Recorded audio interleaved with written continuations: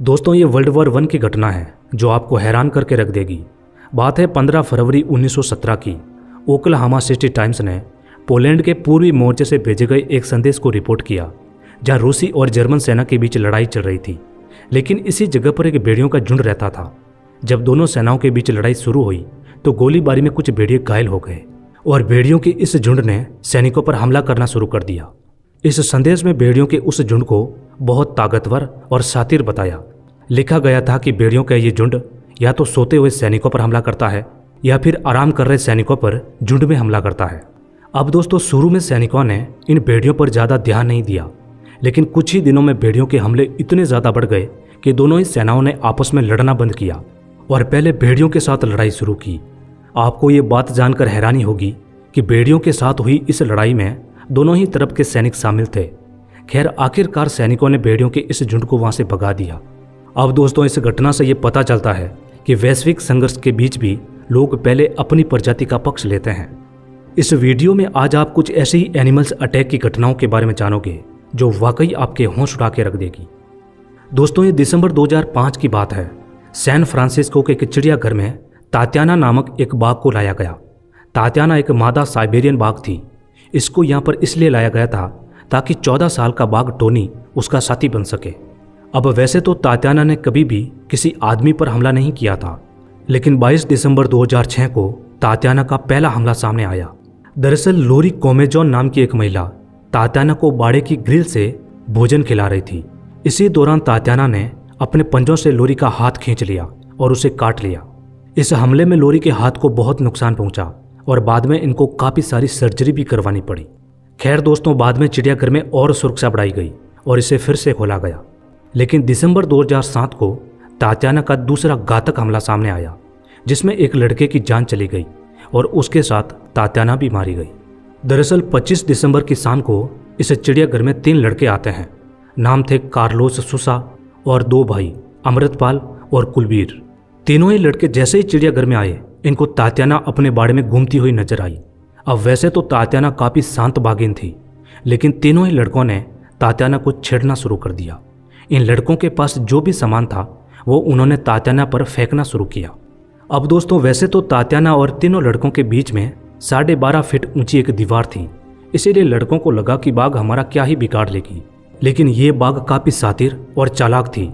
लड़के जब काफ़ी देर तक तात्याना को छेड़ते हैं तो बाघिन इतनी गुस्से में आई कि एक ही छलांग में इसने 12.5 फीट की दीवार फांद दी। तात्याना ने सबसे पहले कार्लोस पर हमला किया और एक ही वार में उसकी जान चली गई। उसके बाद तात्याना ने अमृतपाल और कुलबीर का पीछा करना शुरू किया।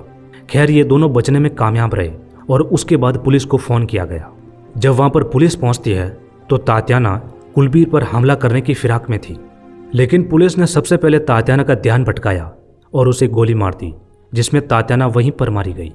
खैर इस घटना के बाद चिड़ियाघर वालों पर काफ़ी सवाल उठे, लेकिन जब इस मामले की जांच हुई तो पता चला कि एक बाघ को लोगों से दूर रखने के लिए 12.5 फीट की दीवार पर्याप्त होती है। उसके साथ पुलिस को यह भी पता चला कि ये तीनों लड़के नशे में थे और इन्होंने तात्याना को छेड़ा था, जिसकी वजह से वो गुस्सा हो गई। हालांकि बाद में अमृतपाल और कुलबीर ने चिड़ियाघर वालों पर केस किया था, लेकिन दोनों भाई कुछ समय बाद कोर्ट में आना बंद हो गए। शायद उनको अपनी गलती का एहसास हुआ कि उनको तात्याना पर सामान नहीं फेंकना चाहिए था। इधर चिड़ियाघर को कुछ ही दिन बंद रखने के बाद सुरक्षा और बढ़ाई गई और इसे फिर से खोल दिया गया। नंबर 2 दोस्तों ये घटना उड़ीसा की है और शायद आपको इस घटना पर यकीन भी नहीं होगा। बात है 11 जून 2022 की।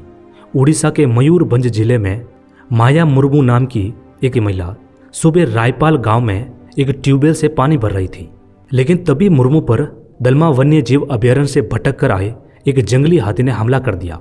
इस हमले में मुर्मू घायल हो गई, जिसको बाद में अस्पताल में भर्ती करवाया गया, लेकिन उसकी मृत्यु हो गई। अब दोस्तों हैरानी की बात तो यह है कि शाम को माया मुर्मू के शव का अंतिम संस्कार हो रहा था, लेकिन तभी वहां पर वही हाथी पहुंच जाता है और मुर्मू के शव को चिता से उठा लेता है और फिर उस पर हमला करता है। उस समय वहां पर काफ़ी लोग खड़े थे। उनमें से एक आदमी ने कहा कि हाथी काफ़ी देर तक मुर्मू के शव पर हमला करता है और बाद में उसे छोड़कर चला जाता है। खैर हाथी के जाने के कुछ घंटों बाद मुर्मू के शव का अंतिम संस्कार किया गया। अब दोस्तों ये घटना काफ़ी अजीब थी। आखिर एक हाथी को एक महिला से ऐसी क्या दुश्मनी थी कि उसके मरने के बाद भी उस पर हमला करने आ गया। नंबर 3 दोस्तों, ये 10 नवंबर 2016 की बात है। कनाडा के शहर कैंप बेल्टन की कोर्ट में एक अजीब सा केस चल रहा था।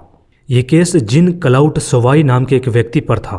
दरअसल ये आदमी कैंप बेल्टन शहर में एक दुकान चलाता था।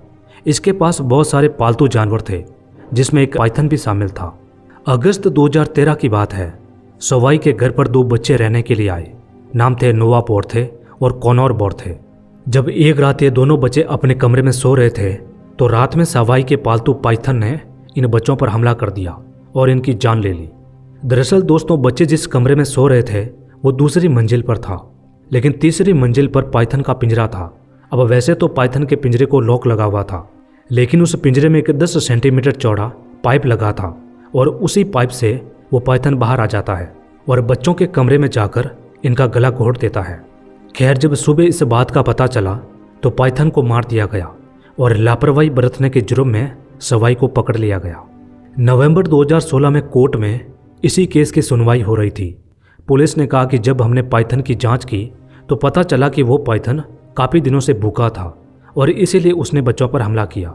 साथ में पुलिस ने यह भी कहा कि बच्चों के शरीर पर काफ़ी सारे घाव के निशान थे, लेकिन उनकी मृत्यु दम घुटने की वजह से हुई थी। हालांकि दोस्तों, बाद में कोर्ट ने यह माना कि इसमें सवाई की कोई गलती नहीं है। दरअसल जो पिंजरे में पाइप लगा था वो पाइप सिर्फ 10 सेंटीमीटर चौड़ा था और सवाई को इसका अंदाज़ा नहीं था कि इतने छोटे पाइप से 14 फीट लंबा पाइथन बाहर निकल जाएगा। खैर, बाद में कोर्ट ने सवाई को रिहा कर दिया। नंबर 4 दोस्तों, बात है नवंबर 1915 की।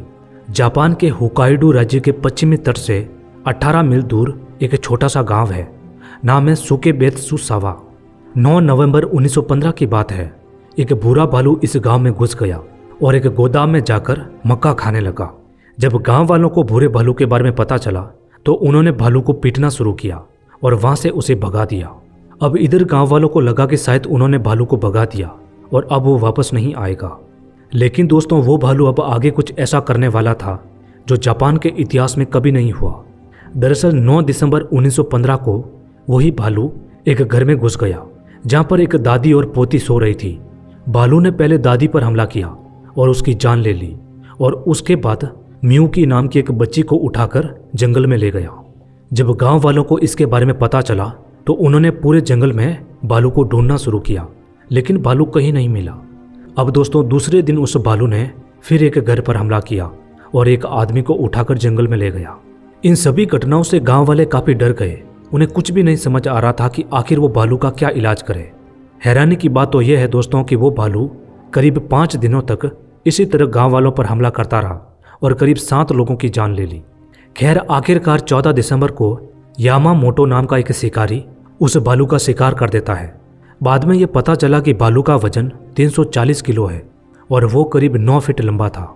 खैर, जब भालू के शरीर का परीक्षण किया गया तो उसके पेट से लोगों की हड्डियां मिली, जिससे ये बात भी कंफर्म हो गई कि यह वही भालू था जो लोगों पर हमला कर रहा था। लेकिन दोस्तों, गांव के लोगों को उस भालू पर बहुत गुस्सा था, इसलिए उन्होंने सबसे पहले भालू के शरीर को उबाला और बाद में लोगों ने उस भालू को खा लिया। इस घटना को जापानी इतिहास का सबसे भयानक पशु हमला कहा जाता है। नंबर 5 दोस्तों, ये 1898 की बात है, जब ब्रिटिश शासनकाल के दौरान केन्या के युगांडा में रेलवे का निर्माण हो रहा था। इस रेलवे परियोजना के तहत तसावो नदी पर एक रेल पुल का निर्माण होना था। इस निर्माण कार्य में भारतीय और अफ्रीका के लोग शामिल थे।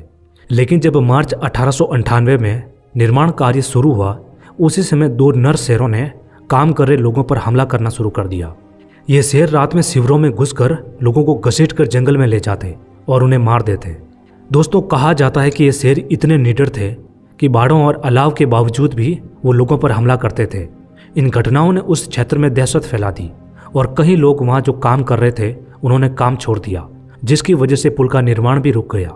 कहते हैं कि शेरों ने वहाँ पर इतना ज़्यादा खौफ फैलाया कि स्थानीय लोगों ने इन शेरों को गोस्ट और डार्कनेस कहना शुरू कर दिया। खैर दोस्तों, ये दावा किया जाता है कि इन दोनों नर शेरों ने लगभग 140 लोगों की जान ली थी। हालांकि आधुनिक शोध और साक्ष्यों के आधार पर यह संख्या करीब 35 से 50 बताई जाती है। अब इतनी सारी हत्याएं होने के बाद निर्माण परियोजना के प्रभारी एंग्लो आयरिश इंजीनियर और जॉन हेनरी ने मिलकर कई महीनों तक कोशिश की और शेरों को ढूंढ निकाला और नवंबर और दिसंबर 1998 के बीच में शेरों को मार दिया। दोनों शेरों को मारने के बाद शेरों की खाल और खोपड़ी को अमेरिका के शिकागो फील्ड म्यूजियम में रख दिया गया। हालांकि दोस्तों 1990 में वैज्ञानिकों ने इन दोनों शेरों की हड्डियां और बालों पर शोध किया था, जिनसे ये पता चला था कि शेरों के भोजन का मुख्य हिस्सा मानव मांस नहीं था। ये भी माना जाता है कि इन शेरों ने मानव को शिकार बनाना इसीलिए शुरू किया क्योंकि क्षेत्र में शिकार की कमी थी और दोनों शेरों में से एक शेर के दांत काफ़ी कमज़ोर थे, जिसकी वजह से वो दूसरा शिकार नहीं कर पा रहा था।